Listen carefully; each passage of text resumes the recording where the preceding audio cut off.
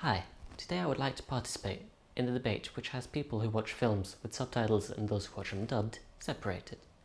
C'est un choix qu'on doit prendre à chaque fois qu'on va voir un film dans une langue qu'on ne comprend pas. On doit choisir entre regarder la version originale avec des sous-titres ou écouter quelqu'un doubler le film dans une langue qu'on ne comprend.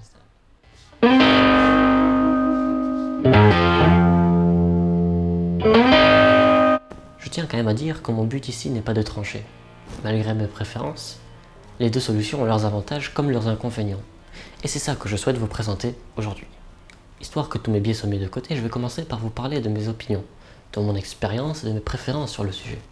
Systématiquement, quand je regarde un film dans une langue qui m'est étrangère, je le regarde avec des sous-titres. La raison pour ça est assez simple. C'est lié à mon éducation. J'ai grandi sous un toit bilingue, et donc la plupart des films que je regardais étaient déjà dans une langue que je comprends, l'anglais ou le français. Mais j'ai aussi été exposé à des cinémas qui ne parlent pas comme moi assez tôt. Et à chaque fois que je regardais des films avec mes parents, c'était dans leurs langues originales. Mais pour tout vous dire, la raison pour laquelle je regarde des films en VO, c'est par habitude. C'est par confort.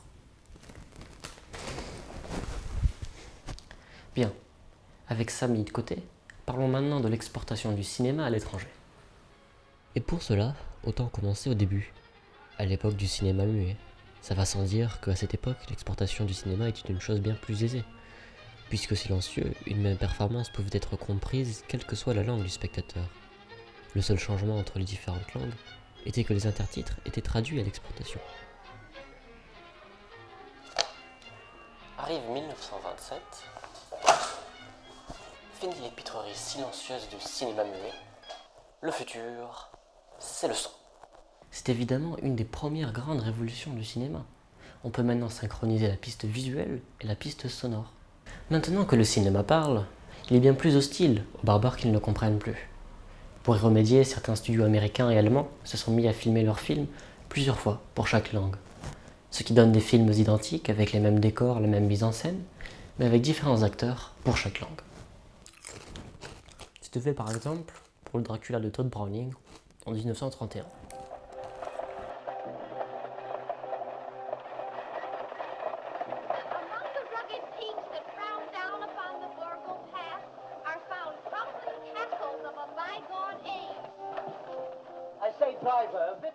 Uno de los lugares más agrestes y menos conocidos de Europa. Permítame. Muchas gracias. ¿Dónde íbamos, Jara? Il y a aussi certaines versions qui s'adaptaient à leur public visé, comme l'opéra de Katsu, où la version allemande était plutôt sombre et sérieuse, alors que la version française était plus claire et joyeuse.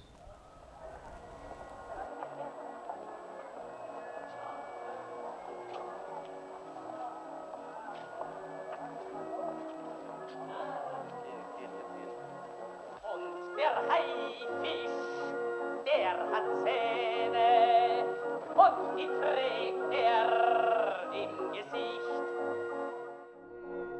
À qu'on tombe dans la trombe et qu'à trombe sans un bruit. Mais bon, cette méthode n'a pas fait long feu. À la fois parce que ça coûtait trop cher et que les audiences ne voulaient pas d'autres acteurs que les vedettes en tête d'affiche. Et c'est là qu'entrent en jeu nos deux champions, le sous-titrage et le doublage, qui peinent un peu à se développer lors de leur balbutiement, mais finissent très rapidement par être les seuls moyens de découvrir les cinémas étrangers.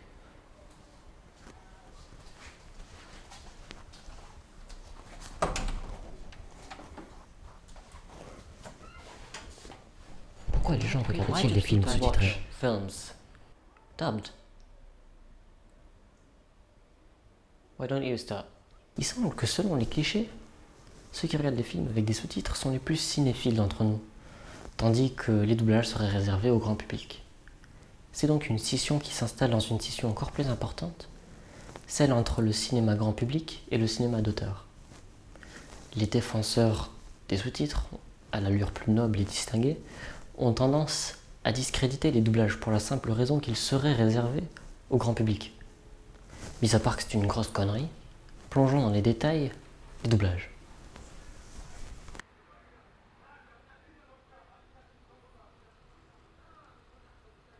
Quelque chose auquel on ne pense pas nécessairement, c'est que tout le monde ne peut pas lire ou suivre les sous-titres.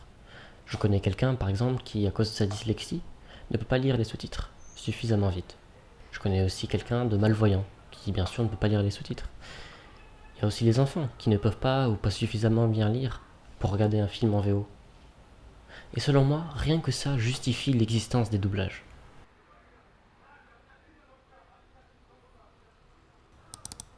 Ensuite, il y a le fait que regarder un film avec des sous-titres attire notre attention vers le bas, et on se focalise donc plus sur le texte. Or, le cinéma n'est pas juste un art de la parole. Le cinéma reste avant tout un art de l'image. Pour vous le résumer avec mon expérience, quand je vais voir un film en anglais avec des sous-titres français, même si je comprends parfaitement l'anglais, le fait de comprendre les sous-titres aussi me distrait suffisamment pour que je doive me forcer à ne pas les lire.